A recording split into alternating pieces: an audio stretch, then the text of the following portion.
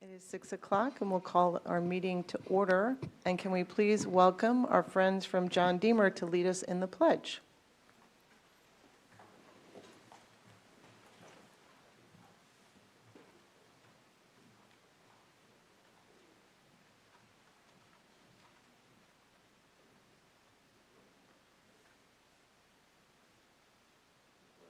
Allegiance to the flag of the United States of America and to the republic for which it stands, one nation, under God, indivisible, with liberty and justice for all. All right. Could you please come on over and introduce yourselves? And thank you.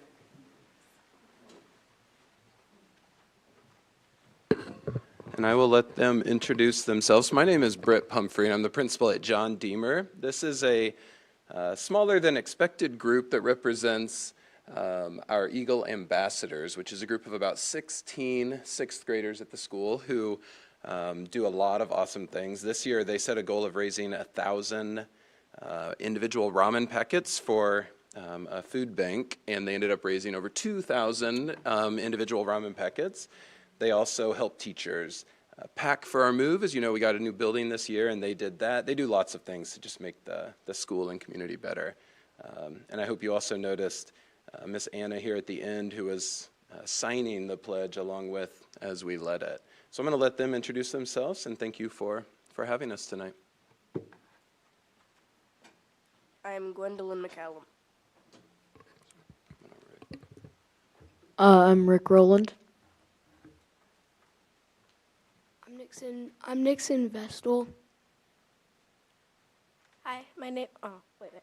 Hi, my name is Kyla Campbell. My name is Anna Cuthbertson. Awesome. And over here to the side, we have two sixth grade teachers who help lead the Eagle Ambassadors. This is Madison Prince and Jennifer Ott. Thank you all for having us tonight. Thank you so much for being here.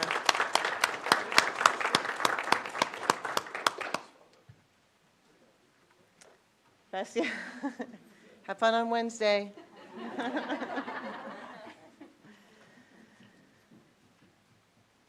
All right. I will seek a motion to adopt the agenda. Second? Second, Hembry. All in favor say aye. Aye. Aye. Opposed? Motion carries 5-0. Dr. Hubbard, could you lead us, provide the superintendent report? Absolutely. So just before this meeting, we were thrilled to honor awardees in the 2022-23 Shawnee Mission Area Council PTA Citizenship Writing Program. These students submitted outstanding essays or poems focused on the theme, Future Me Hopes to Be. We congratulate all of these writers, their family members, and their teachers on their accomplishments. We will include a link in the recap so everyone in our community has a chance to watch the ceremony. After yesterday's big game, we announced that schools will be closed this Wednesday, February 15th, and there will be a Plan A day in Shawnee Mission. I saw it referred to oftentimes last night as a red snow day. When our city has celebrated World Series and Super Bowl championships before, it has created a tremendous impact on our community, putting a strain on staffing, student attendance, and transportation. It also gives our families an opportunity to participate in the celebrations. We are anticipating similar challenges on Wednesday with getting our students to school and with having the staff available to properly supervise and educate our students. For these reasons, the decision was made to hold a Plan A day on Wednesday, February the 15th. We appreciate everyone preparing for this change in the calendar this week, and congratulations to the Kansas City Chiefs. The United States Presidential Scholar Program has named 5 Shawnee Mission seniors as candidates. The candidates are Natalie Anderson, Owen McGlynn, Greta Steck-Schulte, and Coleman Stevens from Shawnee Mission East, and John Laverne from Shawnee Mission South. They were selected among 5,000 eligible candidates in the 2023 program from nearly 3.7 million 2023 high school seniors across the country. Congratulations to these students for all they have achieved, and congratulations to everyone who has supported them along the way. The Journalism Education Association, JEA, has honored Susan Massey journalism instructor at Shawnee Mission Northwest High School, with a Lifetime Achievement Award. She is among 14 educators from across the country being recognized for contributions to scholastic journalism throughout their careers. She will be honored at the Spring JEA National Scholastic Press Association High School Journalism Convention. Congratulations, Susan Massey. Gia Bowsar, a fourth grader at Briarwood, is the 2023 Johnson County Spelling Bee champion. Myra McGinnis, an eighth grader at Indian Hills Middle School, took second place in the county-wide bee. Bowsar will now advance to the Sunflower State Spelling Bee to be held in Wichita in March. Exciting news for two of our students, for sure. Enrollment is now open for pre-kindergarten and kindergarten in the Shawnee Mission School District. Children are eligible for pre-kindergarten in Shawnee Mission if they are age 4 on or before August 31st, but not kindergarten eligible. Students are eligible for kindergarten if they are age 5 on or before August 31st. Families can sign up their children now online, and we encourage all in our community to spread the word that enrollment is now open, and we'll include a link with more information and steps to enroll. Students are encouraged to apply now for this year's Next Great Idea competition. This April, they'll have a chance to present their innovative ideas before a panel of judges for a chance to win prize money. This is all part of the district's R&D Forum, which is one of the district's biggest celebration of innovation and achievement. This event will also feature a student showcase, highlighting art and projects students have created throughout the year. We encourage the entire community to plan to attend the student showcase from 4 to 7 on April 25th through 27th at the Center for Academic Achievement. The Next Great Idea competition will take place on April 29th. There's still time to take part in the 2023 Polar Plunge coming up on February 18th.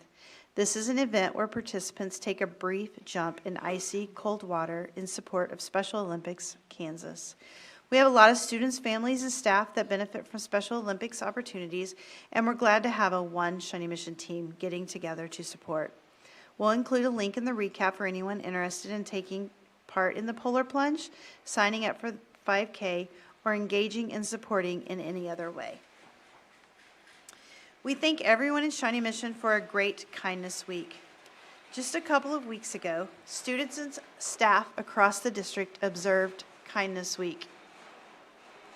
This is a time for all of us to take time to focus on carrying out acts of kindness and think about how we can pay it forward throughout the year. There were so many great examples of students showing their appreciation for classmates and staff, completing service projects, and extending acts of kindness throughout our community. This February, the Read Across SMSD theme is focused on celebrating Black history. Board member April Boyd-Nerona and a group of students from Comanche helped us get the theme kicked off. Let's take a look. Hello, I'm April Boyd-Nerona, and I serve on the Board of Education for the Shawnee Mission School District. Our February Read Across SMSD theme is Celebrating Black History. The featured elementary book this month is Because Claudette by Tracy Batiste. This book is all about Claudette Colvin, who helped make history at the age of 15. Colvin is someone who helped inspire an entire movement and, working with others, played a role in making lasting change. Stories are so powerful, and this is one of many we can read to help inspire all of us to learn more about Black history, not just in February, but throughout the year. I'm happy to be here today with a group of students from Comanche Elementary who are participating in a read-in. Across the country this month, there are many students who will join in a National African American read-in, taking time to explore and share books by African American authors. Hi, my name is Dominic, and I'm here to tell you about the book Rebound. This book is so inspirational and it's inspiring to me because I play basketball, and the one thing I like about the book is it has poems that are inspiring to me. Thank you for listening to me. Have a grateful day. Basketball for life. Buenos días, yo soy Andrés Jerónimo Hernández Ortiz y yo les voy a contar lo que me encanta de este libro llamado I Am a Very Good Thing. Los creadores de este interesante libro son Derek Barners y Gordon C. James. Lo que me encanta de este libro son sus dibujos, de que son muy coloridos y que hacen un muy buen juego con las palabras que describen esta historia. Una muy buena recomendación para leer y gracias por ver. Hasta luego. Hi, I'm Harrison Burrell and I'm reading Promises to Keep, How Jackie Robinson Changed America by Sharon Robinson. This book is all about Brooklyn Dodgers player number 42, Jackie Robinson. It was really good and I think you should check it out. I rate it 1,000 out of 10. I would read it again. Thank you so much, Comanche Elementary students, for telling us about your reading selections and for giving us ideas for our own reading lists. Thank you also to librarian Fallon Faroki for organizing this read-in. You all recommended so many wonderful books for us to read. What a great way for us to join in celebrating Black history. Let's read across SMSD. Thank you so much, Ms. Boyd-Nerona, Comanche Elementary, and librarian Phelan Faroki. Thank you also to the Shawnee Mission NEA for your ongoing partnership and to the Shawnee Mission Education Foundation for providing access to Read Across SMSD books in all of our schools. And that concludes my report. All right, Dr. Hubbard, thank you very much for that. Now I'm going to turn this again back over to you for a number of these discussion items. 3.1, sale of general obligation bonds. Yeah, so I'm going to turn it over real quick to Mr. Knapp, our CFO. Thank you, Dr. Hubbard. Tonight I have David Arterberry with us from Stiefel Nicholas, who's our financial advisors, and he's going to give you a summary of how our bond sale went. We sold them last Wednesday, and the bond resolution is up for your vote tonight in the consent agenda. Thank you, and good evening, everyone. Tonight, the resolution that Russell was referring to will authorize the issuance of the remaining $132.11 million of bonds that was authorized by voters back in 2021. If you recall, you sold the first half of the issue, the other $132 million, in the summer of 2021, so this is the second and final issuance of debt as authorized by voters. We were here back in December to receive permission to proceed with the sale, and since that time, we've been up to a few things. In January, probably the big thing that we went through is the rating process with Moody's Investor Service. And I'm pleased to report that the rating went very well. The district had its AAA rating, which is the highest rating that Moody's provides, affirmed. During the course of the rating call, they kind of gave some strengths and credit challenges. Actually, this is on the rating report. And the credit strengths that they cited for the district are a large and affluent and diverse tax base, low leverage and fixed cost, specifically that refers to levels of debt and pension obligations, and a strong and experienced management team. On that end, during the rating call, Dr. Hubbard and Dr. Gilhouse and Mr. Knapp did an excellent job of presenting the district to the analysts at Moody's. To the extent that there's challenges, and with a AAA rated entity, there usually aren't many, the things that they noted was the modest decline in enrollment that occurred during COVID, and also the limited revenue raising flexibility that the district has as a result of the state school funding formula. So got that rating done in January. In February, a lot of time was spent basically preparing the offering document, doing the due diligence. Disclosure and due diligence are an ever-increasing subject of focus in the municipal bond industry. So a lot of time was spent doing that. And then basically we were monitoring the market. Rates have been going down a little bit since we were here in December. And all that kind of led up then to the offering of the bonds last Wednesday on the 8th.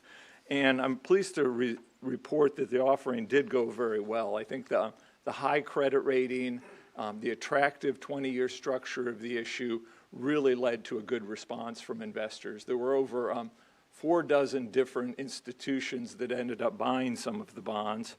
And as a result of that demand, during the course of the bond issue, during the course of the pricing of it, we're actually able to lower some of the interest rates on it and the yields, which results in a better overall cost to the district.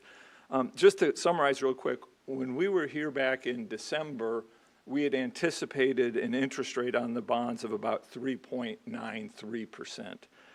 The actual final result was 3.69%, so about a quarter of a percentage point lower than was anticipated. There's also a refinancing component. About $5.4 million of older bonds were being refinanced, and when we were here in December, we had anticipated being able to generate about $2.19 million of savings.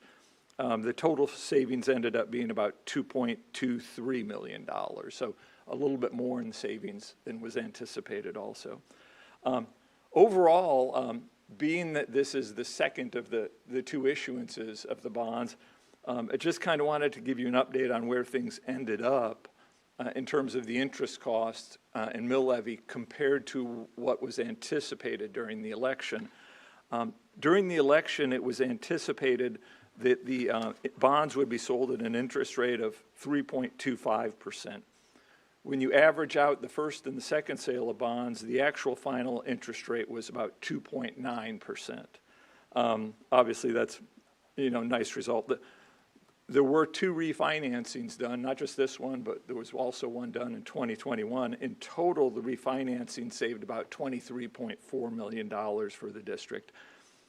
All that, the lower interest rate and the savings, plus more growth in your tax base, ended up resulting in, instead of needing to increase the mill levy about 0.7 of a mil, which was anticipated during the election, I don't know what's going to happen to the assessed value over the next couple of years, but our projections show that you probably will not need to increase your mill levy at all to accommodate the additional debt that you added on. And in fact, in a few years, we think your mill levy will probably drop by about 0.8 of a mil. Maybe at a good time to be looking at another election to dovetail in when that other levy drops. So I know I covered a lot of ground here, but we've been busy, and staff has too, preparing for all this. So I want to make sure you got a good report and get any questions answered that you might have. All right. Thank you, Mr. Odbury, for that very detailed update on the progress of our General Obligation Bond Authority. I'm going to look up and down the aisle to see if there are any questions. Oh, sure. Okay, Mr. Stratton. 2 quick questions. One is, did we benefit from any premiums of the sale? That's one. And then second, you mentioned the refinance of the bonds. Can we only refinance when we're also going to market with bonds, or are those separate transactions, and we can always hopefully refinance some bonds at a later point? Yeah, you can, if the opportunity arises, you can refinance at any time. Well, there's certain restrictions. The federal tax code says that if you want to refinance with a tax-exempt bond issue, your old bonds have to be callable. If you wanted to if the old bonds were not callable, you could refinance them, but it would have to be with a taxable bond issue that has slightly higher rates. In this case, there was the refinancing piece was taxable. You are refinancing some old bonds that are not yet callable, but even with that, the taxable rate on the refinancing bonds, you're still able to save that, $2.2 million because you're paying the bonds off much sooner. One more, and we'll get to the premium piece, and that is, what was the average length of the issuance? There's maturities from 1 year to 20 years, and if you averaged it out, I think the average life would probably be somewhere about 13 or 14 years. Yeah. Sure. And the premium, just to let you know, we were able to generate some premium through the sale of the bonds, and we were able to sort of maximize the allowable amount that we could generate through the sale. All right. Yes, Ms. Ousley. So I know you mentioned that we managed to, or that we have our AAA rating. Is there a place to go where you can see like the ratings of other districts so that we could see how we compare to others, since we're all operating under the same finance formula in Kansas? Like, what, if that's something that makes it difficult, like is there a? You know, there is a website that you could go to get that information. Unfortunately, it wouldn't provide you a nice list where you could see every district. You would have to go in and actually look at each individual issuer and find the rating that way. But, you know, I could give you, just offhand, I think I brought with me, let's see here, a list of some of the other area districts and what their ratings are. If you want to hold on a second here. I know my competitive streak is problematic, but this is also interesting. Sure. Is that something we can Let's see. share? The Kansas City, Kansas School District is rated AA3, which is, it goes AAA, which you are, and then AA1, AA2, and AA3. And then below that is A1, A2, and A3. So Kansas City, Kansas is AA3. So is Lawrence Schools. Olathe is AA2. DeSoto is AA2. Gardner Edgerton is, they're rated by Standard & Poor's, but their rating is equivalent to a AA3. Spring Hill is A1, and Blue Valley is also AAA. They're actually, Blue Valley split. They have a AAA with Moody's, and then they have a AA plus with Standard & Poor's. Thank you so much. Sure. All right. Thank you so much for being here. Appreciate it. Were there, Dr. Hubbard, did you have any other closing comments? No, I was just going to say there is an action, well, it's not an action, I'm sorry, bond consent to approve this. So if you had any other questions, I would want to do that now. Okay. All right. Thank you very much. Thank you. This brings us to 3.2, Winter NWEA MAP update. Yeah, so Dr. Grumman's going to be joining us. Dr. Stubblefield would have been, but he's not with us tonight. So Dr. Grumman, I'm going to turn it to you. All right, thank you, Dr. Hubbard, Madam President, members of the board. Good evening, everyone. Thank you for allowing me to share a mid-year update on student performance in reading and mathematics. It's somewhat of a halftime performance, but you won't find me singing or dancing back here. So this presentation is a continuation of our monitoring of student progress toward mastering essential competencies that lead to college and career readiness. Tonight we're going to examine our mid-year progress on the NWEA MAP assessments by subject, grade level, and then several select student groups. We have partnered with NWEA since 2005, administering their online computer adaptive assessments, typically 3 times per year. NWEA assessments are specially designed to measure status and growth from a high level over the course of months and years. And this is really the only widely administered assessment that we have in place that allows us to follow students through elementary, middle, and early high school using a consistent metric. Each NWEA MAP assessment contains approximately 50 items, and among the student results, there's a standard score. You'll hear me refer to it as a RIT score, which transcends grade level designations. Students also receive a within grade level percentile that provides an approximation of where a student is performing compared to other students nationally who take the MAP assessments. One of the terms that you're going to hear me mention later is stamina. Sitting for a 50-item adaptive test takes some degree of stamina and perseverance.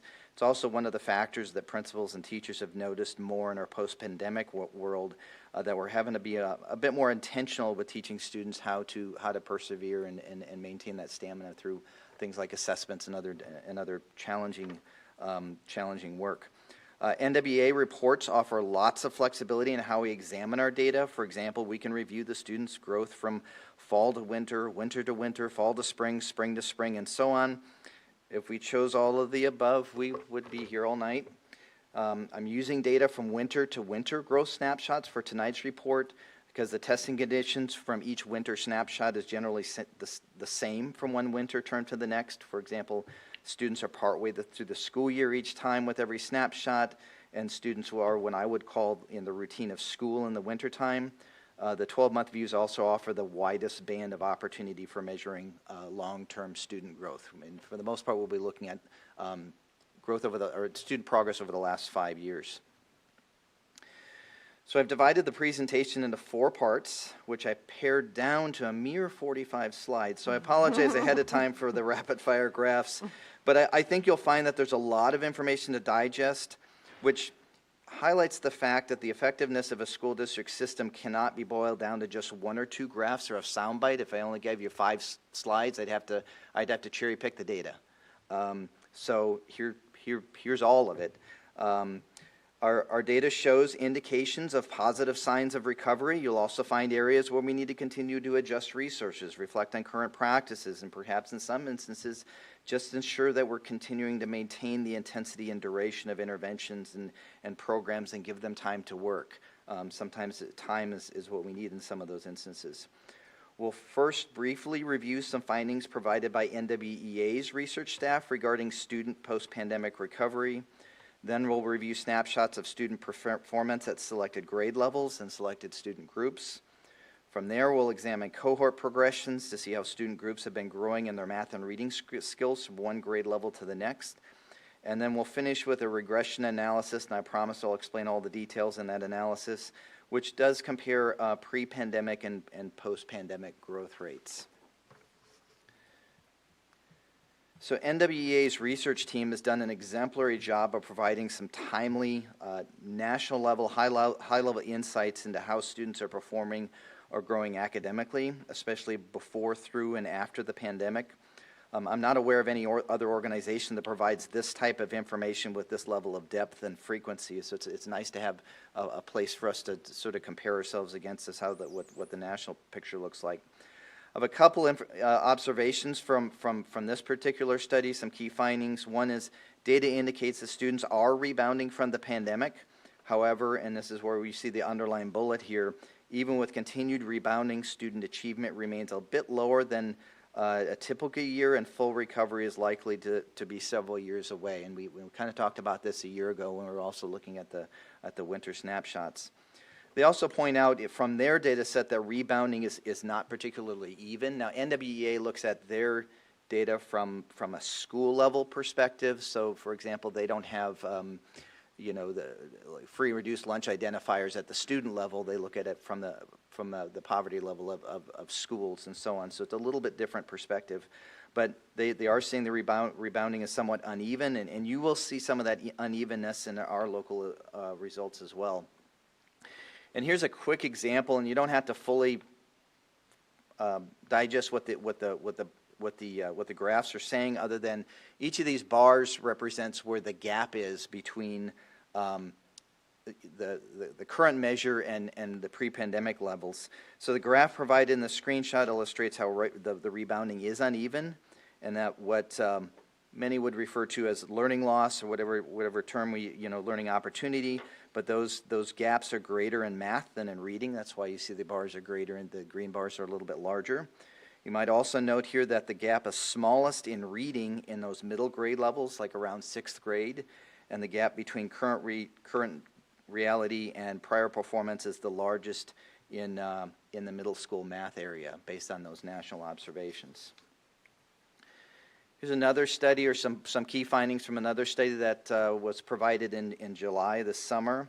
Again, rebounding behaviors are different in reading compared to math, and recovery is largely uneven, and that NWEA is saying recovery rates are stronger among elementary students versus especially at the secondary level.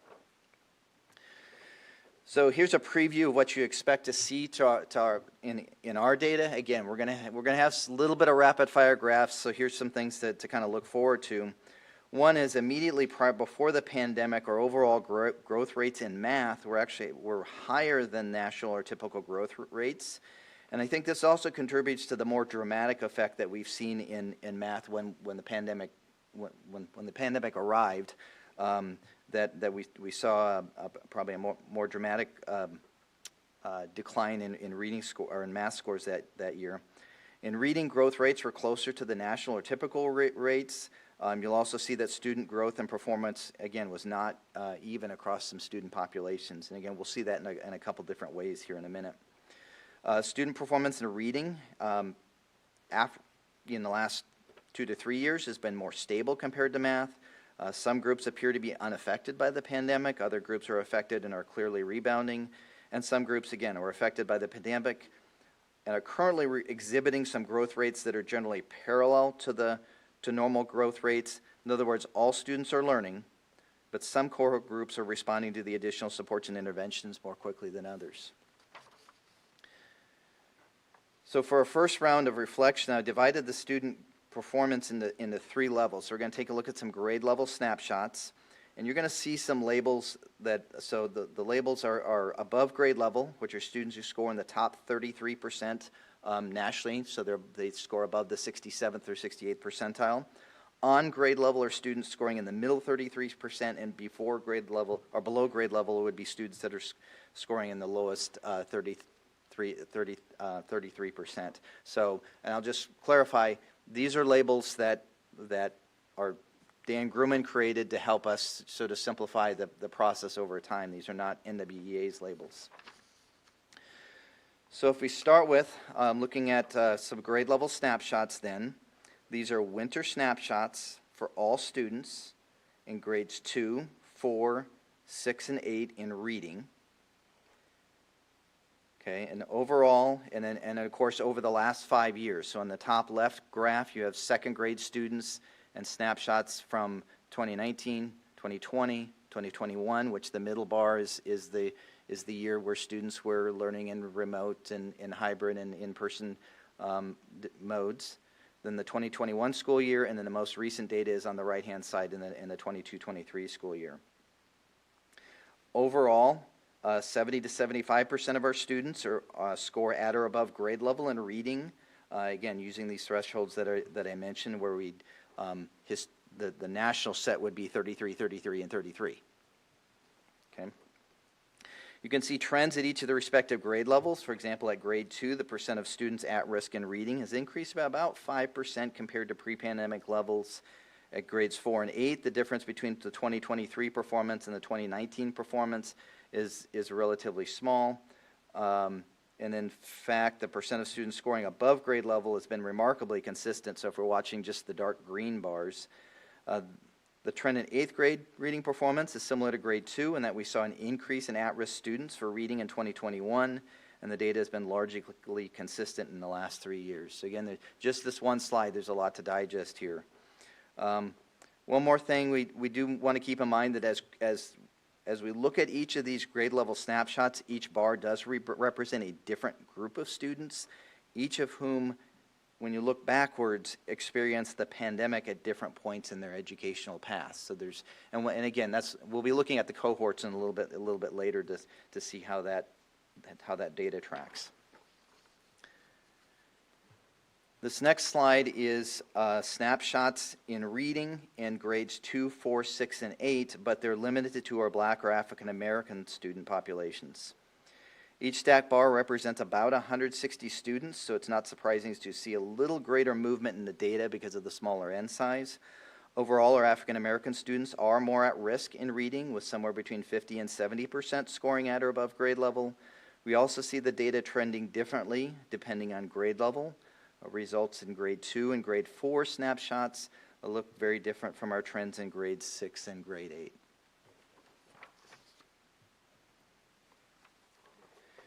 Here we have grade level performance in reading for our Hispanic students at grades 2, 4, 6, and 8. Again, we see that Hispanic students are more likely to be at risk in reading compared to the all students population. We also know that there's a substantial overlap between Hispanic students and our English language learners, which can factor in some of the data as well. Again, we see different trends depending on grade level. One interesting observation about these graphs is I see that the percent of students scoring below grade level does decrease as the grade levels increase, which is good news. Nearly half of our second grade Hispanic students scored on or above grade level, but by comparison at grade 8, that percent on or above grade level is somewhere in the neighborhood of 60 to 75%, depending on which year we're looking at. Moving on to students who qualified to free and reduced lunch. Again, the patterns vary by grade level. Another factor, when we think about grade 2, That's a place where the students are transitioning between a K-2 version of the MAP test, which contains lots of audio support, to the 2.5 version, which is minimal audio support. And in more recent years, we've been shifting to having more students take that 2.5 version right at the start of grade 2. So some of what you might also be seeing in grade 2 is where we've really made an intentional movement toward making sure the test is much less of a listening test and more reading. So the at-risk numbers, I think, might be bumping up a little higher with grade 2 because of that shift, as well as we're making the assessment selections. Here are grade level snapshots for all students in math at grades 2, 4, and 8. Again, the patterns do vary by grade level. For example, at grade 2, we did see a decrease in performance in 2021. Again, that was our, what I would call the pandemic year, or the year when many students were remote and in various learning modes. By 2023, our current second grade students appear to be outperforming their peers from 2019, especially when you look at the dark green bar with the above grade level group at 45% compared to 39.9% in the 2019 cohort. Grade 6 is similar to grade 2 with some decline followed by recovery in math.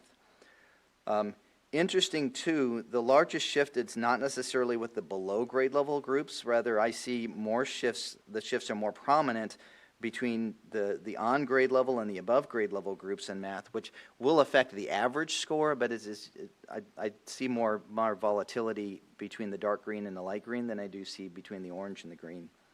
Percent of students scoring below grade level,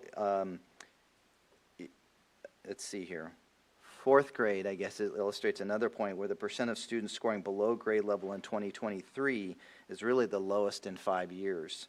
So, and performance at grade 6 for our current students is also near those pre-pandemic levels. So we're seeing some rebounding in these cohorts among all students in math. This is what these snapshots look like for our Black or African American students. Again, we note there is a clear difference in performance compared to the all students, and patterns do vary by grade level. For example, at grade 4, Black students had their strongest performance in math during the pandemic. We also know that many students were testing remotely, some were unable to test, and our group size is smaller, so there might be other factors to consider from that year, but it's just an interesting change in the data at grade 4 that we don't normally see in the other patterns. Data also shows there's still much work to be done as it relates to math instruction and with minority students. We also see some strong recovery at 6th grade, which means that substantial movement is possible with our grade levels. Here are snapshots for Hispanic students in math. In grades 2, 4, and 6, we're seeing some recovery from the 2021 school year, but we're not quite back to those pre-pandemic levels yet. Hispanic students in 8th grade are seeing a much different pattern compared to the other 3 grade levels. And finally, here are the grade level snapshots for students qualifying for free or reduced lunch. Again, we're seeing some signs of recovery in grades 2, 4, and 6. Again, not quite back to the pre-pandemic levels, but they're starting to move in the right direction. Now we're going to roll into cohort progressions, which allows us to view student growth from one grade level to the next. So and I'm going to go through a series of example slides so we kind of follow how to read the graphs. So in this example, we would, if we're using this particular cohort, we'd start with grade 5, follow their respective performance into grades 6, 7, 8, and 9 in each of those years. Each cohort contains roughly the same students. There is every student, like every student in grade 6 also had a 5th grade score. Okay, so and every student in grade 7 also had a 6th grade score, but they didn't necessarily have a 5th grade. So there's always there are some students that get added or removed, but every student at least has 2 scores in the cohort. So so what's happening with this data set is if you have a student that, let's say, moved in November, tested, and then left us in March, they would not be included in this cohort. So generally speaking, these are students who have been with us for at least 12 months at a time. Okay? So when we talk about returning or rebounding to pre-pandemic levels, we had to somehow define what that means. So for our purposes, I went back to the winter averages from the 2019 school year. So when we review the graphs coming up, the green line is what we would define as the normal progression or our getting back to normal line. So that's going to be our reference point as we look at each of our student groups. You're also going to see an orange dotted line. This is another way to examine whether the cohort is following a normal progression. The orange line is the expected RIT average based on typical growth from the previous year. And I'll kind of address that a little bit later when we come across one of those graphs where the orange line is kind of important. So if the actual growth doesn't reach the green line, we at least want it to follow the orange line is kind of the way we want to read those graphs. And finally, you'll see a blue line. The blue line is the actual path followed by the cohort. So in this example, you see that in grades 5 and 6, all three lines really track together, and then you see a separation with the pandemic year in grade 7, and then the blue line stays roughly parallel to the green line through grade 8 and grade 9. So there's a consistent gap where students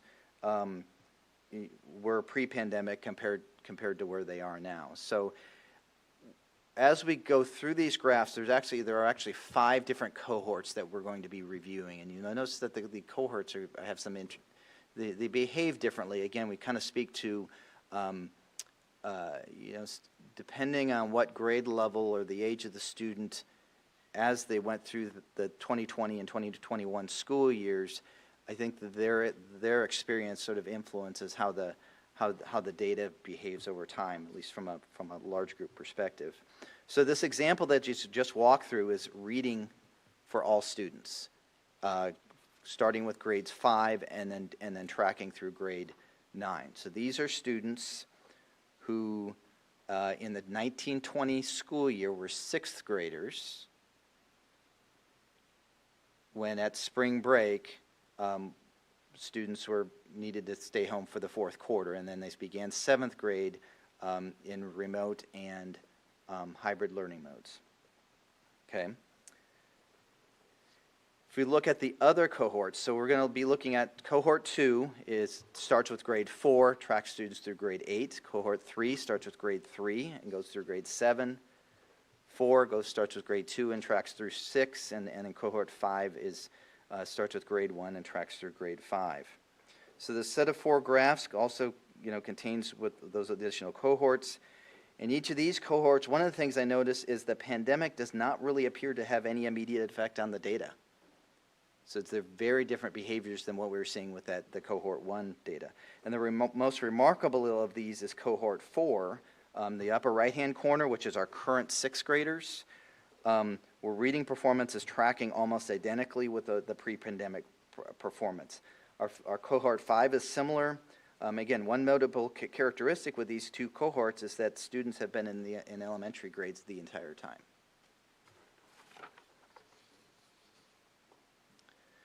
If we apply the same business rules in reading to our Black or African American students, again, going back to cohort 1, which tracks grades 5 through 9, this is actually a good place to talk about the orange line. The orange data point shows the expected growth from the previous year. So you see, for example, in 2021, both the green and the blue line fell below their expected growth. I do wonder what else was going on in that year, both in 2019 as well as in the 2021 pandemic year. But the orange line represents where their expected trajectory would have been at that time. In 2022, we see the data rebound. So you see the blue, the orange, and the green are clustered together nicely. And then in 2023, as 9th graders, the green and blue are at least parallel. But like in 2021, neither line follows that expected growth trajectory again.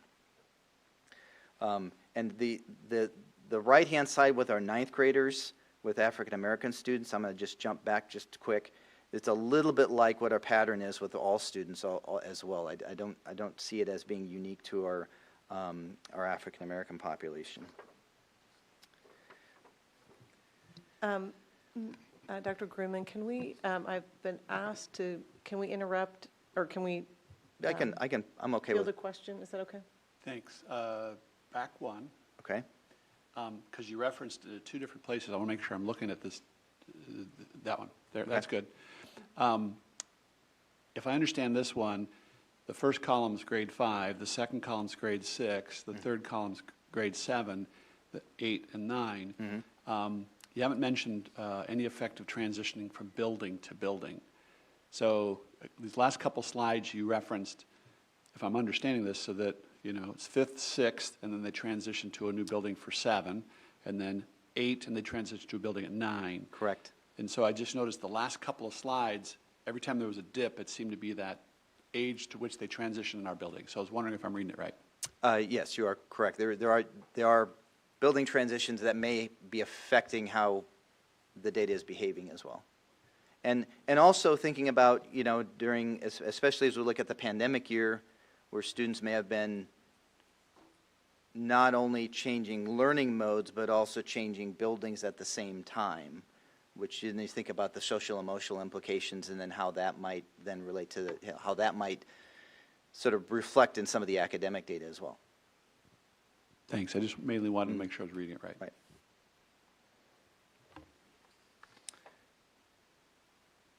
Okay, let's go to Hispanic then. So our Hispanic students clearly saw a score change in 2021.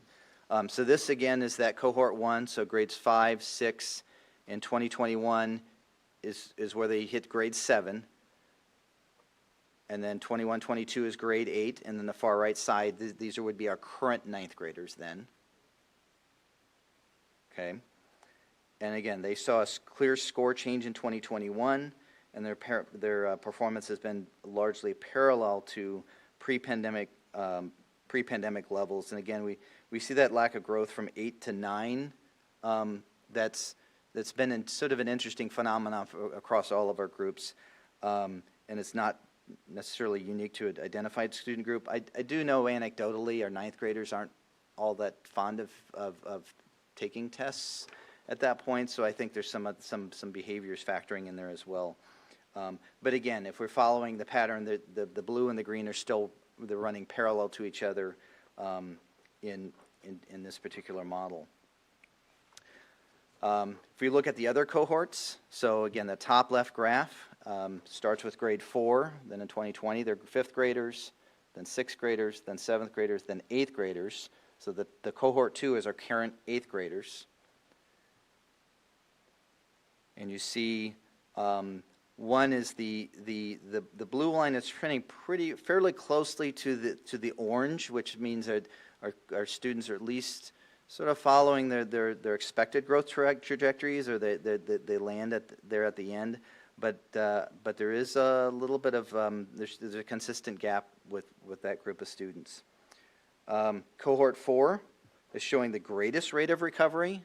So if I were need to cherry pick data, that's a success story in there. Our current 6th graders appear to have at least a return to pre-pandemic levels compared to 6th grade Hispanic students from 2019.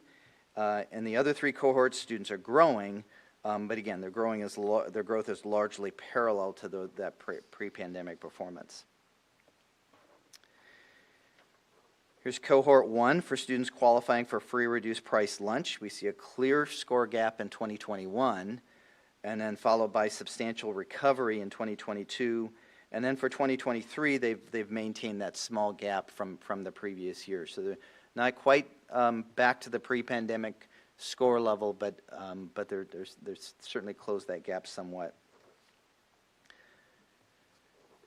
And then if we here are the other 4 cohorts. Like before, cohort 4, our current 6th graders, appear to have returned to those pre-pandemic levels. Cohort 3 saw some recovery in 2022, followed by some separation again this year with our current 7th graders. So, your analysis is right, is there are some building changes that happen that within this movement as well. As I noted in my opening remarks and in previous board presentations, we have seen a more dramatic shift in our data and mathematics through the pandemic year, and consistent with NWEA's findings, the gap between existing performance and pre-pandemic performance is persistent at those other grade levels. So this is grades 5 through 9 math, all students, and their respective patterns.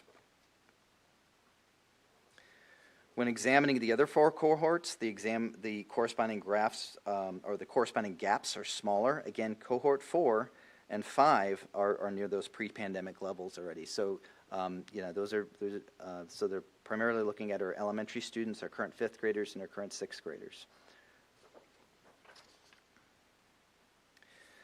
The pattern in cohort 1 for African American students in mathematics looks similar to the corresponding pattern in reading. Their pre-pandemic growth rates were a little behind the projected rates at the time, and then the pandemic did not appear to disrupt this pattern and with this particular graph. So just some interesting things happening here. As we examine the other 4 cohorts for African American students in math, we see some rebounding in cohort 3 and cohort 4. Cohort 5 reveals a persistent gap that started a little before the pandemic. Students are gaining, again, they're gaining math skills, but we do certainly see them growing in a manner that's parallel to the corresponding pre-pandemic levels in some of those areas. Hispanic students in cohort 1 also saw a performance drop in 2021, followed by some parallel growth. And again, these are back to our current 9th grade students.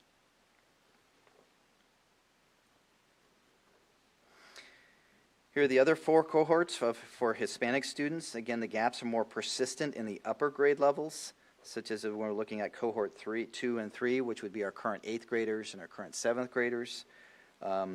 Cohort 4, which is our current 6th graders, does show a little gap between current performance and those 2019 levels. However, I am excited to see in that cohort 4 graph that in 2023, the students did exceed their expected growth. In other words, the blue segment in the very top right-hand corner of your screen is above the orange dot. So they're still headed in the right direction. In the other cohorts, the blue line is even with the orange, meaning that the students are following their normal year-to-year growth trajectories. Like we saw in reading with our students who qualified for free or reduced lunch, we have an immediate performance gap in cohort 1 in 2021, followed by a strong return to pre-pandemic levels among this group of students.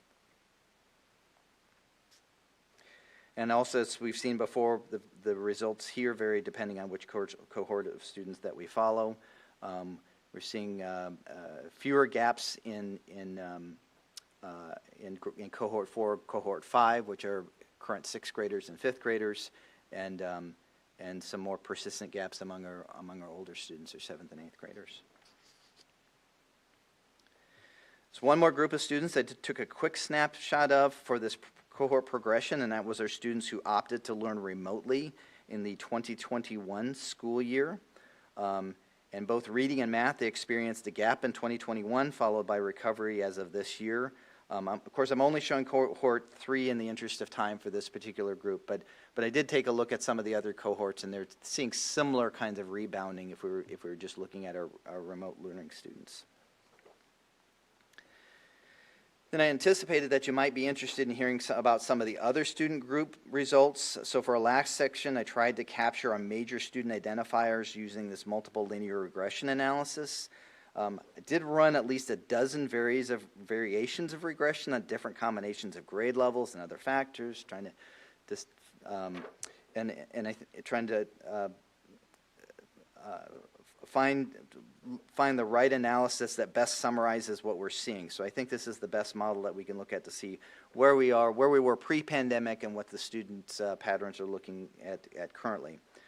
So this slide just shows the demographics of the 2 data sets. The first, our pre-pandemic data set, I looked at winter 2019 to winter 2020, which is the winter to winter growth immediately before the spring break shutdown.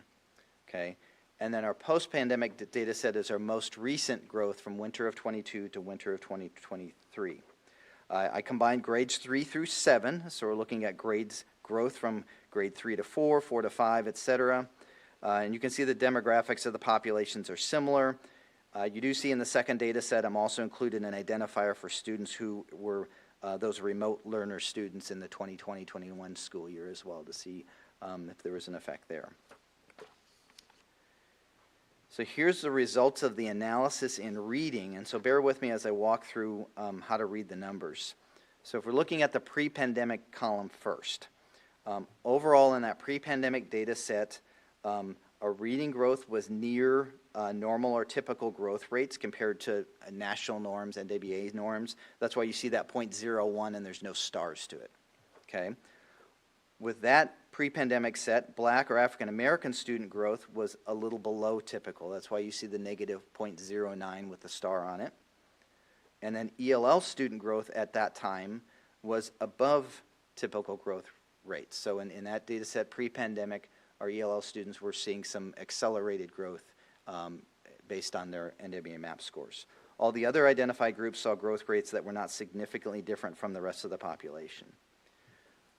Post-pandemic, overall growth rates in reading are slightly below typical, so the growth rates slowed down just a bit, but all of the other identified groups saw growth rates that were not significantly different from the population. So, that at least in this last growth rate, it's a little bit slowed down, but everyone else is somewhat parallel to the current status. So, in summary, if a group saw a performance drop in 2021, the current growth rate is really neither catching up nor slowing down. They're running parallel to the growth rates of the population is what we're seeing. So, and this is just bullet points, the things I just said on this slide. Here we have corresponding descriptive statistics in mathematics, which are nearly the same as the data set used for reading. And again, walking through the analysis here, overall, the growth rates before the pandemic from winter 2019 to winter 2020, overall growth rate, the growth in math was higher than normal, so you see that positive 0.10 with the 3 stars next to it. Black, Hispanic, free and reduced lunch, and students with disabilities experienced relatively slower growth than the rest of the population. So in some ways, those negatives somewhat canceled out the accelerated growth if you add them together. While the overall population saw accelerated growth in math, these 4 groups of students were seeing growth that was closer to normal or those typical growth rates. Post-pandemic, so if you look at the second column, overall average growth from 2022 to 2023 in math was near normal or typical growth, meaning their growth rates followed NWEA's normative trajectories. Overall, students that dropped behind in 2019, again, are not necessarily catching up. They're growing, but they're growing at parallel achievement levels compared to prior levels. One exception, there's a few exceptions here, is our Asian students are seeing accelerated growth. You see that positive 0.17. Students with free or reduced lunch saw slightly decelerated growth with where you see that negative 0.06. And students with disabilities also experience some lower than normal growth rates in that data set. And again, these are each time a student takes a MAP test, it's a single point in time assessment that we're measuring. Unlike the pre-pandemic rates, Black and Hispanic students saw growth rates that were consistent with the population. So there are, again, different behaviors happening in those pre-pandemic and post-pandemic data sets. So just some closing remarks, and then we'll take some questions. But over the last several days, I have shared portions of the early drafts of this presentation with the C&I team, the Learning and Leadership team, with building principals. One of the questions I would ask each group is whether they are surprised by the data, what additional insights that we could provide, and that are kind of correlated to the data that they're seeing. And there is a lot to digest. Here are some common themes that I heard from each of the group. The first one is the term that I've already mentioned, stamina and perseverance. Staff have had to be more strategic about helping students build their strategies for engaging with challenging and complex academic tasks. A 50-item computer adaptive test is, can be challenging for some students, and we're really having to work on stamina with our students, perhaps more so now after the pandemic than before. Another part of this context that we've kind of noted is the students in different grade levels experience the pandemic in very different ways. Our current 9th graders were 6th graders in the spring of 2020, and then on to 7th grade when many students were in remote and hybrid learning modes. Social events were still limited, so consequently they did not get their experience their middle school years in a normal way. So our high school principals have observed that many of our 9th graders might be still exhibiting some middle school-like behaviors as some of those awkward social interactions that would normally occur when students are 12 or 13 have been perhaps delayed a few years. In contrast, our younger elementary students may have been more likely to have had supervision at home. They also didn't transition from elementary to middle school, so their social structures perhaps were more consistent. On the other hand, students who are transitioning, when we look at the youngest grades, transitioning from learning to read to reading to learn, which often happens around the 2nd grade, may have some delayed opportunities. Students who are already reading prior to the pandemic seem to have been less affected as we look at, for example, our current 5th and 6th graders. Finally, we must also seek to understand how the pandemic has affected our staff. We've spent, a good example of this is we've spent almost 2 years social distancing. Many of us are still in the habit of being careful to not sit too close to others if we can help it. These new habits might translate into some classroom activities as we think about group work and student movement throughout the day, and just in getting accustomed to some of the close quarter things that happen with good instructional practices. So again, I'll close with a few thoughts. Students are learning in Shawnee Mission. We see growth trajectories. Students are moving forward. Teachers are working very hard to meet students where they are and ensure that they can meet grade level standards. But our students and teachers' experiences in 2023 are likely much different than the experiences of the comparative peers from 2019, as we've seen from some of the data. And the road to recovery is much more like an ultramarathon or a triathlon than it is a sprint. And I will stand for questions. Okay. Dr. Grumman, first, thank you for your ability to take a very complex set of information and convey it in a way using very rigorous analyses, but in a way that's incredibly informative and approachable. So thank you for that. My other observation is that the NWEA MAP, these adaptive growth assessments, are so well suited to understanding learning recovery in ways that our state assessment scores or NAEP cannot do. And so I really appreciate walking us through this with this level. Surprise to you, I'm going to ask you, Ms. Hummery, to facilitate the Q&A for a minute. I'm going to step away for a second. I will be right back. So if you could lead us off on the Q&A, and I will be right back. Happy to. I think this was meaty enough that we will have multiple people with questions. Everyone will likely have one, so I might do the down the dais thing that we used to do. Heather, you're up first, Ms. Owsley.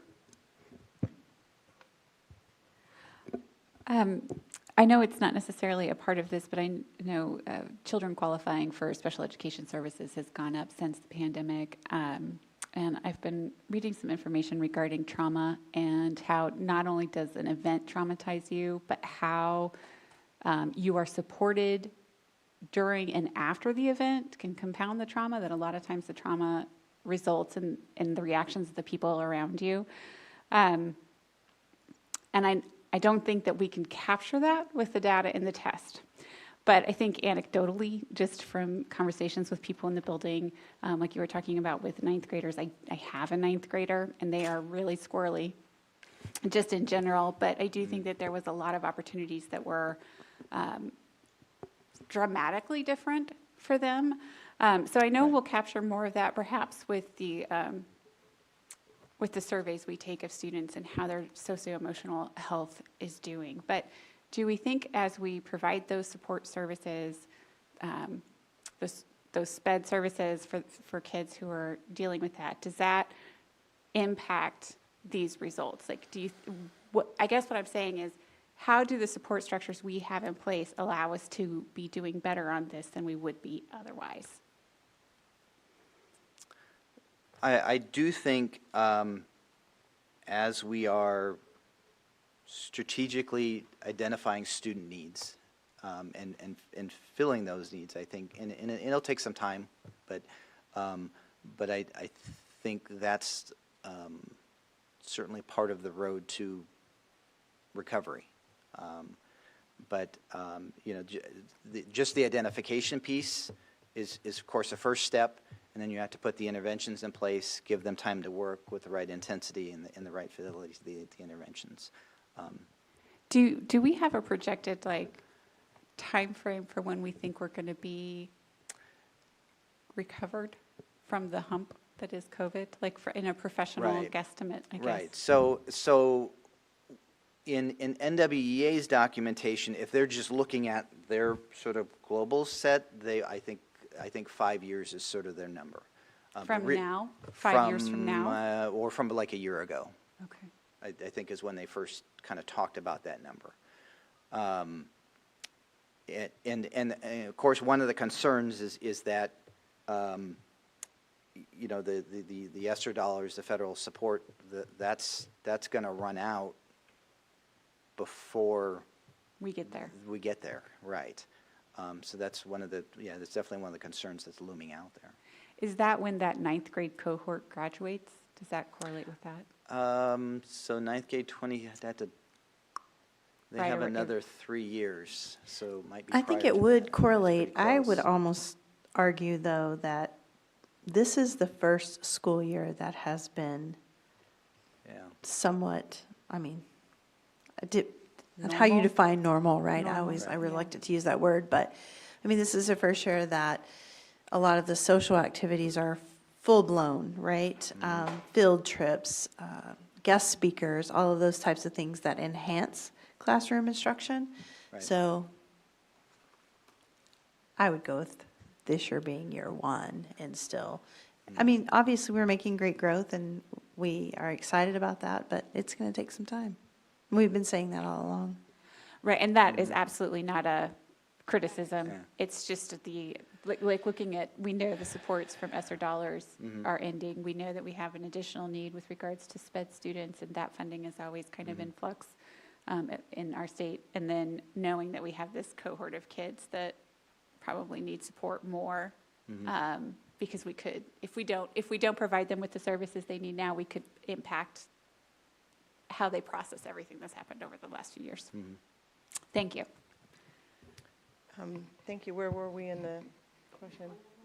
Okay, you want to? Sure, I'm happy to. So my question, and it might be everyone in the room kind of question, everyone in the red shirts question.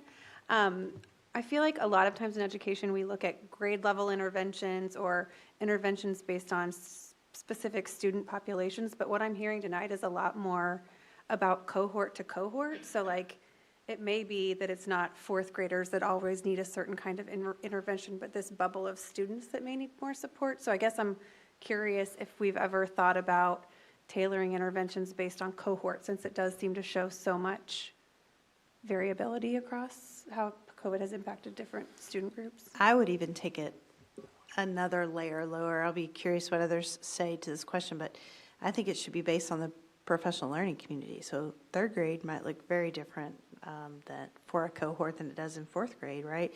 So if you're really looking at individual students in those professional learning communities, that's where you would address the intervention, what's best for individual kids.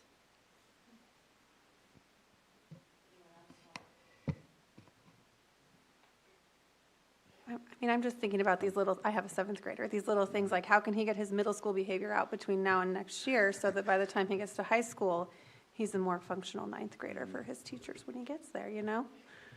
It's the kind of thing I wonder. Mr. Stratton.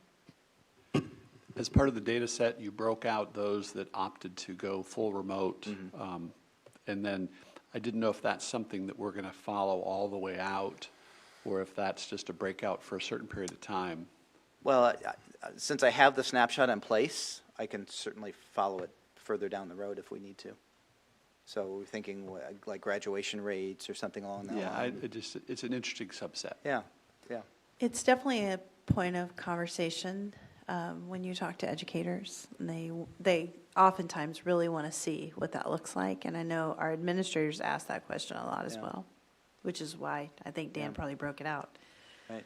Sometimes they're in, and they might ask it in the context of like I've got a student with a behavior issue, you know, maybe, and I'm trying to just wrap my head around the why of this, and it might be helpful to understand what the student's circumstances were 2 years ago, because you might pick up on the fact that maybe there is a, you know, sort of this, I'm gonna call it delayed maturity, where there's just certain rites of passage that, you know, middle school students always have to go through certain, I don't know, I'm gonna call them weird moments, and maybe they're just a little behind on those, and we need to have patience with that. And so understanding where they were during the pandemic years is part of that context. Yeah. Ms. Boyd-Noretta?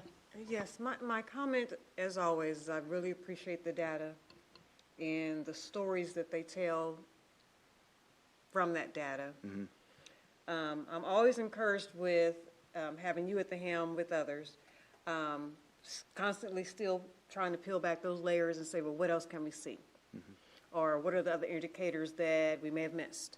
Or where is that other missing piece of a link that we haven't discovered yet? Because it's there. We have all this data, it's there. Case in point, when I'm looking at this particular screen,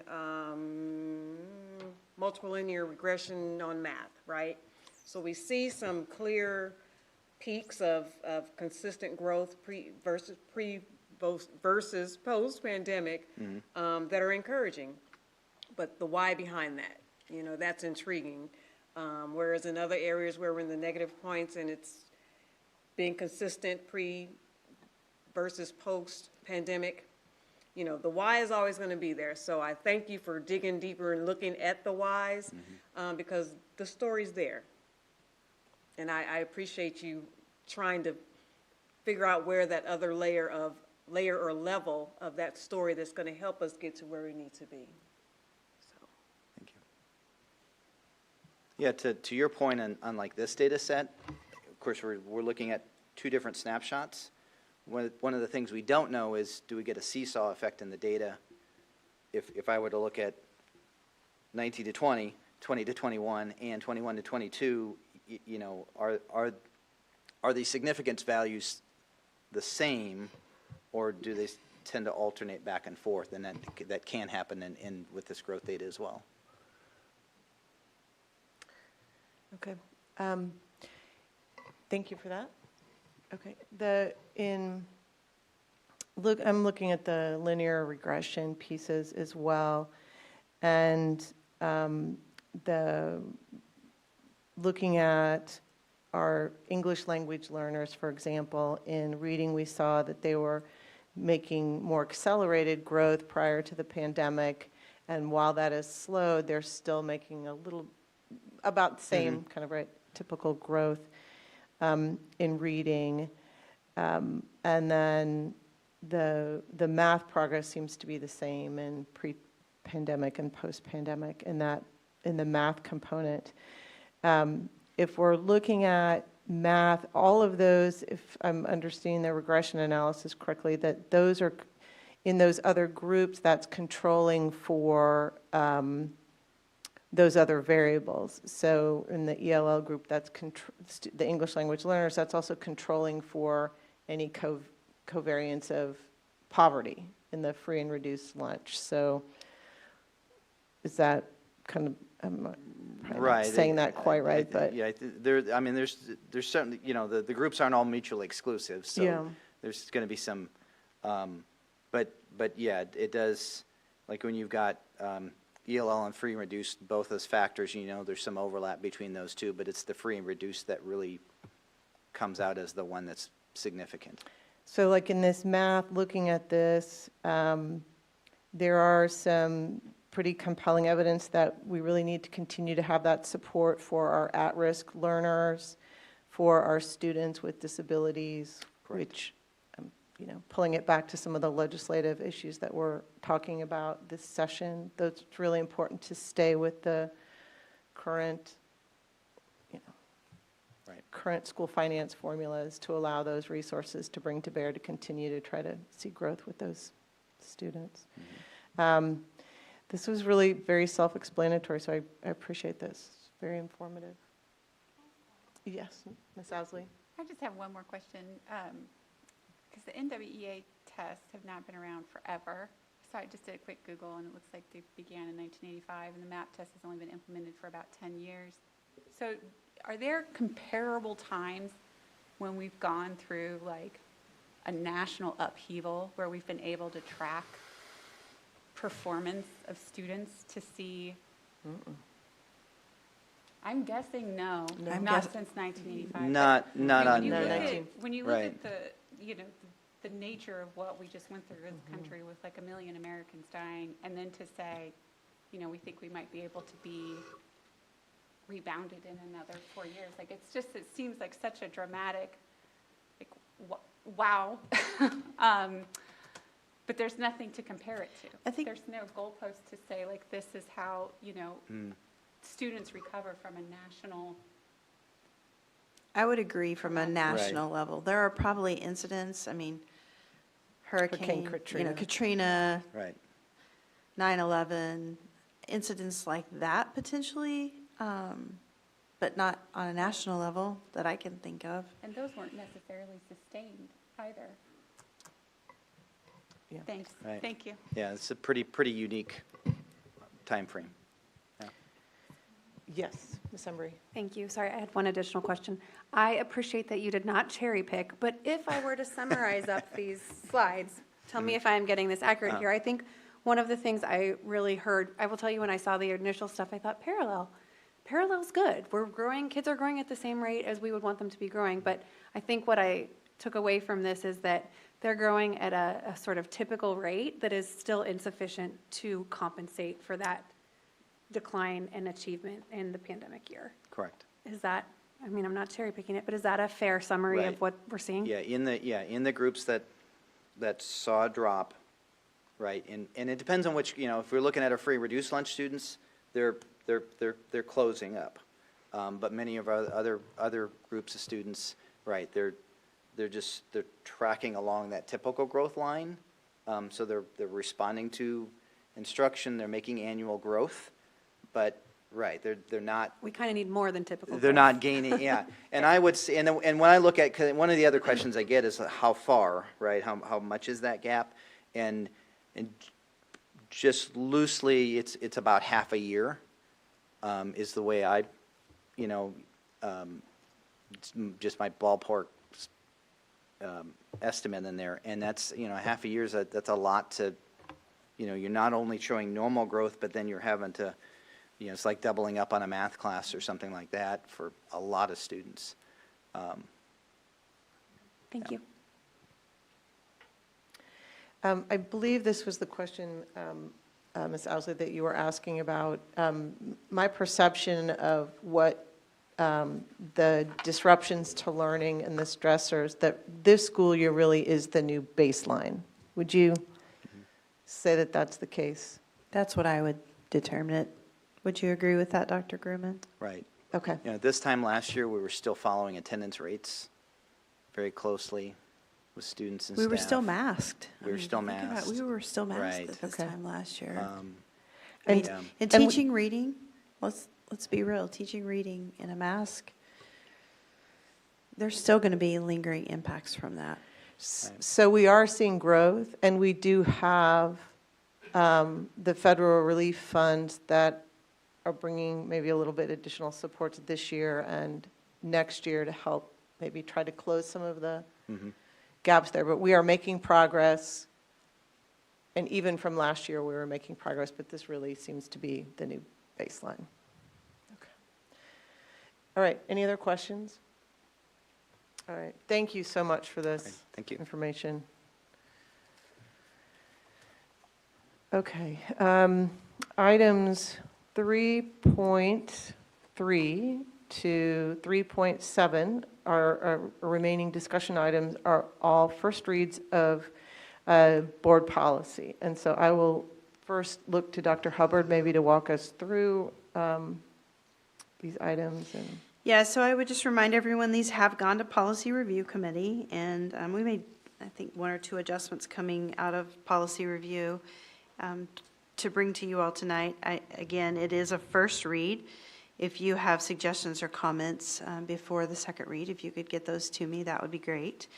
The first one is Policy IDAB, and this is a revision recommendation. And this is KASB revised the provision of this policy regarding dropout prevention and homebound instruction for clarification and ease of use. So we are taking KASB's recommendation on IDAB. Any questions regarding that one? I don't see any. Okay. The next one is Policy JBC. It is specific to out-of-district enrollment of students. So I just want to remind you all that we've always had a policy to accept out-of-district students. And the Shawnee Mission School District accepted out-of-district students, I believe, through 2015, when the district stopped taking out-of-district students, primarily from a funding standpoint regarding the block grant at that time. And so the district did not get funded for new students due to the block grant in that 2-year period. And that's when the district stopped taking out-of-district students. And the policy still allows for that, but charges a tuition. So the recommendation here is to remove the tuition payment for out-of-district students, and we will likely need to revise this policy again, I'm guessing in January or February, based on the laws around open enrollment that we'll be seeing out of the Kansas legislature. Okay. I do want to reiterate that in addition to policy, and this is where I want to just be clear that we don't confuse this, we have practices around accepting out-of-district students and in-district students regarding in-district transfers as well. And so in that policy manual, we have not, I'm sorry, it's not policy, in that practice manual, we have not been taking out-of-district students, primarily just for capacity, block grant, then capacity, then the pandemic, and those were the reasons, but we are actually planning to open up out-of-district enrollment beginning in the window that opens on March 1st. But this policy would remove that tuition for out-of-district students. So that's the changes with policy JBC. Any questions there? Can I confirm, Michelle, that you mentioned the sort of order within which students are admitted, whether they're in-district or out-of-district transfers, and that does not live in policy, that lives in a practice manual? It does. Is that right? The whole, okay, thank you. Which is available on our website. I believe it's probably down right now. Shelley, can you confirm that for me, or do you know?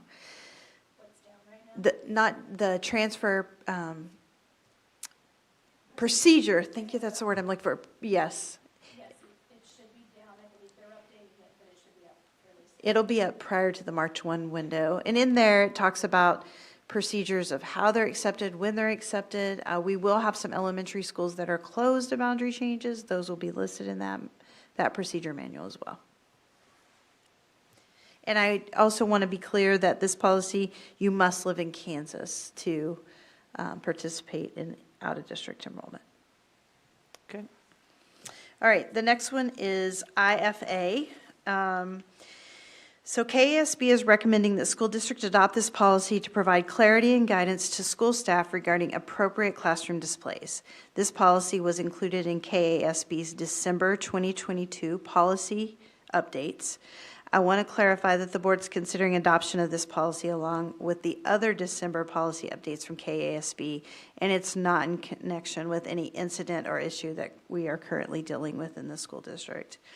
We do anticipate we may receive some questions about this policy in relation to teachers' First Amendment free speech rights. This policy complies with court decisions regarding public employees' First Amendment rights. Given that classroom displays and materials posted within schools are perceived as having the approval of the school district, it's important that we have a policy explaining to all school staff that classroom displays should be tied to our curriculum and should not promote a political or personal belief. This policy is not intended to change our current practice at all, but to simply provide clarity around current practice. All right, that explanation answered my question. Anybody else? Okay, thank you. All right. Then we have policy JBE regarding truancy. And this was, you may recall that this was recently updated. KASB's most recent update to this policy caused some confusion because it listed all the exceptions in the Kansas statute regarding compulsory school attendance, including exception for special education students. KASB is recommending that the language regarding the exception for special education students from the compulsory attendance statute be deleted because it created confusion. And although the Kansas state statute regarding compulsory attendance has an exception for special education students, the Kansas Special Education for Exceptional Children's Act states that parents of special education students are required to send their kids to school. Kansas schools are required to report when special education students are not attending school as required by law. Therefore, to avoid any confusion, the December 2022 update for this policy deleted the reference to special education students. So again, this is a KASB reference. Thank you. And then the last one is revised policy BB, which is around school board legal status. This is something we have to update. And I'm going to ask Russ to talk more specifically about policy BB. Thank you. Yes, so board policy BB establishes the board member voting boundaries. And they're supposed to follow, and they're driven by state statute, and they're supposed to follow our 5-area high school boundaries as close as possible. And one of the other criteria is it's supposed to be based on the most recent federal census. So we had one in 2020. So board policy has to be updated with all the new population numbers. And then one of the other criteria is that each of the 5 areas has to be below, cannot be higher or lower than 5% of the mean. And so with the updated population, Shawnee Mission West boundary was at 106.2. So that's above the 105% of the mean. So we're recommending 5 voting precinct changes. One from northwest to north, 2 from south to west, and 2 from west to northwest. And after doing those adjustments, west will be at 102.1%, and all the rest will be very close to 100%. Russ, just clarifying, this is strictly from a voting standpoint and not school boundary attendance. That is correct. Areas. That is correct. All right. Thank you for that explanation. Any questions? Okay, thank you. Okay, all right, this brings us to consent items, and I'm going to seek a motion unless anyone wants to remove an item to move approval for items 4.1 to 6.1. Thank you. Do I have a second? Second. Boyd Nerona. All right, all in favor say aye. Aye. Opposed? Motion carries 5-0. Okay, and that brings us to board comments. Would anyone like to share some board comments? I would like to briefly say happy birthday to Mr. Stratton. He's spending his birthday here with us. Happy birthday, Brad. Anyone else? All right. I believe that concludes our meeting, our regularly scheduled board meeting, and we will see you again. When is our next meeting? 27th. 27th. Thank you. All right. Good evening. Go Chiefs.